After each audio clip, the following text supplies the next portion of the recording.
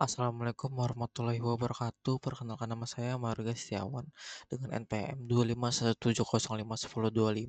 Di sini saya akan menjelaskan mengenai soal yang saya buat tentang materi kontrol unit pada kuis 5. Sebelum itu saya ingin memberitahu bahwa sumber soal yang saya buat ini diambil dari buku Computer Organization and Architecture Designing for Performance 10 edition and Global Edition pada chapter 19 dengan bab General Purpose Graphic Processor Units halaman 724, 754, dan 732. Pada soal pertama, saya memberikan sebuah studi case yaitu seperti ini. Saat CPU mengeksekusi sebuah perintah mesin yang tampak simpel seperti ADD R1, R2, kontrol unit di balik layar ternyata tidak melakukannya dalam satu langkah instan. Seperti kontrol unit memecah eksekusi menjadi beberapa aktivitas transfer nilai yang amat spesifik di tingkat terendah. Langkah-langkah yang mendasar ini yaitu memindahkan sepotong data dari satu register internal ke register internal lain dalam satu detak clock. Ini diistilahkan sebagai apa? Kita coba cari pengertian dari opsi-opsi ini. Yang pertama ada pipeline hazards. Jadi pipeline hazards ini adalah istilah untuk kerintangan atau konflik, seperti bentrok data yang terjadi ketika instruksi menumpuk dalam antrean pemrosesan. Terus ada micro operation. Nah, micro operation ini adalah pergerakan fungsional yang paling mendasar dan terendah di dalam CPU.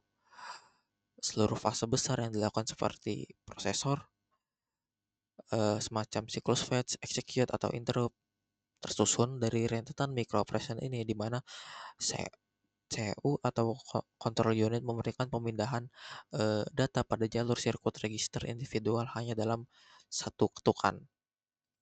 Pada halaman 724 ini. Jadi micro operation ini memerintahkan di dalam control unit untuk pemindahan data pada jalur sirkuit registernya individual hanya dalam satu ketukan saja. Jadi menurut penjelasan dari halaman 724 ini dapat kesimpulan bahwa jawabannya ialah micro operation. Kenapa? Siklus interupsi terjadwal ini ialah fase untuk merespon panggilan jeda dari luar, yang mana siklus ini sendiri juga disusun dari berbagai macam micro operation.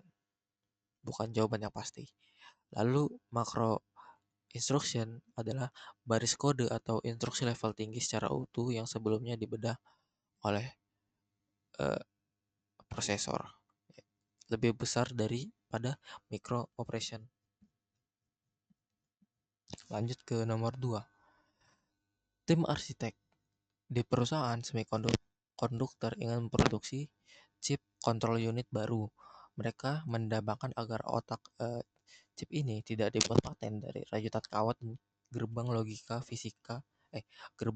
fisik yang kaku, melainkan logika pemecahan instruksinya bisa ditulis layaknya program atau firmware gitu, agar mudah ditambal. Jadi, jika ditemukan bug di kemudian hari, implementasi desain apa yang mereka rencanakan. Nah, jadi kita ada beberapa opsi implementasinya. Yang pertama ada implementasi hardwired control unit murni, lalu ada implementasi migrasi arsitektur CPU superskala, lalu dan ada pola rancang set instruksi atau RISC, dan terakhir ada microprogrammed control unit. Nah, kita bedah dulu dari opsi yang pertama, implementasi hardwired control unit murni ialah desain lawas yang mengandalkan susunan kawat dan gerbang logika solid berbanding dengan eh, soal yaitu ingin ditulis layaknya program atau firmware, bukan rajutan kawat dan gerbang logika fisik. Berarti jawaban opsi yang pertama itu salah. Yang kedua, ada migrasi arsitektur CPU superscalar. Opsi ini berkaitan dengan memperbanyak inti pemrosesan ALU agar bisa berjalan secara paralel. Jadi, bukan tentang struktur penerjemah instruksi control unit seperti pada soal. Lalu ada pola rancang set instruksi RISC, yaitu filosofi yang menyederhanakan jumlah instruksi dasar pada prosesor, di mana mayoritas prosesor RISC modern justru kembali menggunakan sistem hardwired murni demi kecepatan. Jadi bukan seperti farm, uh, firmware, melainkan hardwired. Nah, yang terakhir ialah microprogrammed control unit. Nah, jadi microprogrammed ini menyimpan susunan algoritma penerjemahan instruksi di dalam kumpulan memori khusus yang tertanam dalam CPU pada halaman 754. Saya cari dulu. 700. Nah, pada ini yaitu microprogrammed control pada pada chapter ke 21.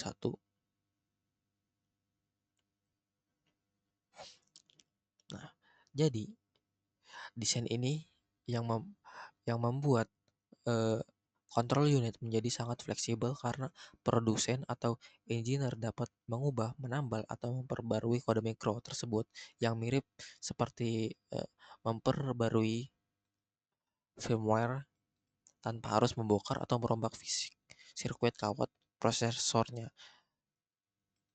Jadi, menurut penjelasan pada halaman 754, itu dapat kita simpulkan bahwa jawaban dari nomor 2 ini ialah microprogrammed control unit, karena dia dapat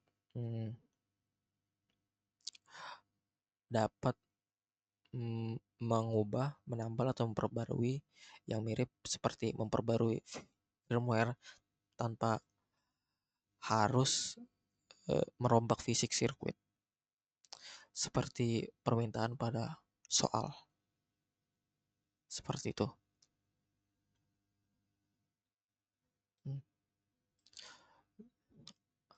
Lanjut ke soal yang terakhir, yaitu nomor 3. Saat CPU perlu mengambil instruksi dari memori utama, lokasi alamatnya akan dikirim melalui address bus. Namun, memori utama tidak akan merespon kecuali ia secara definitif diberikan komando apakah CPU sedang ingin membaca data atau menitipkan data. Melalui lintasan apakah? Pertanyaannya melalui lintasan apakah CU atau control unit mendiktekan isyarat komando ini ke memori utama. Jadi soal ini saya ambil dari halaman 732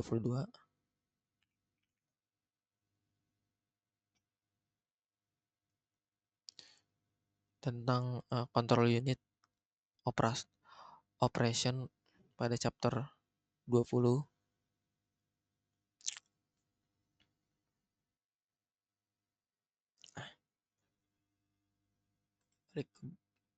Balik ke soalnya, kita lihat dari atas. Internal CPU bus ialah jalur kelistrikan tertutup yang menyambungkan antar register secara private di dalam kepingan CPU itu sendiri. Jadi tidak bisa menjangkau memori utama yang di luar CPU. Jadi ini bukan jawabannya internal CPU bus. Karena yang diminta adalah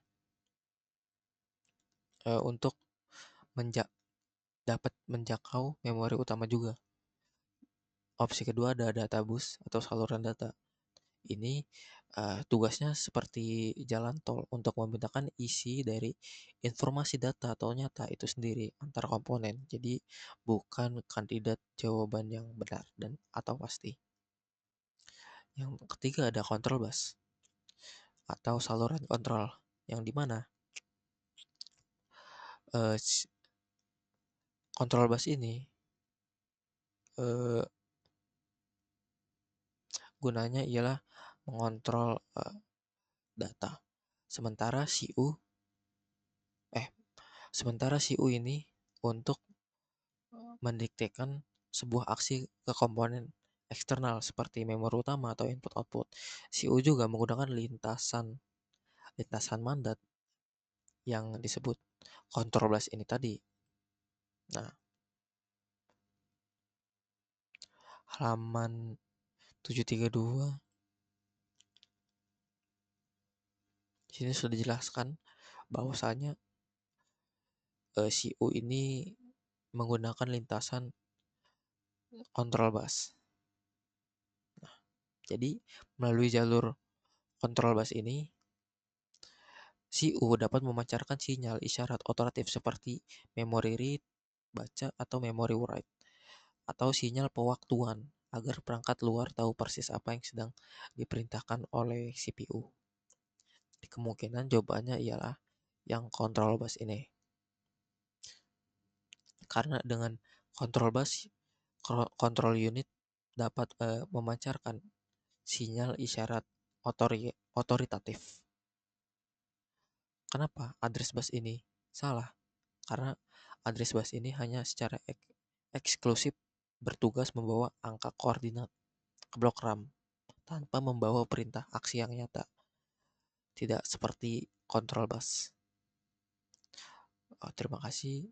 Segitu saja penjelasan mengenai soal yang berada pada kuis terakhir atau kuis 5 ini.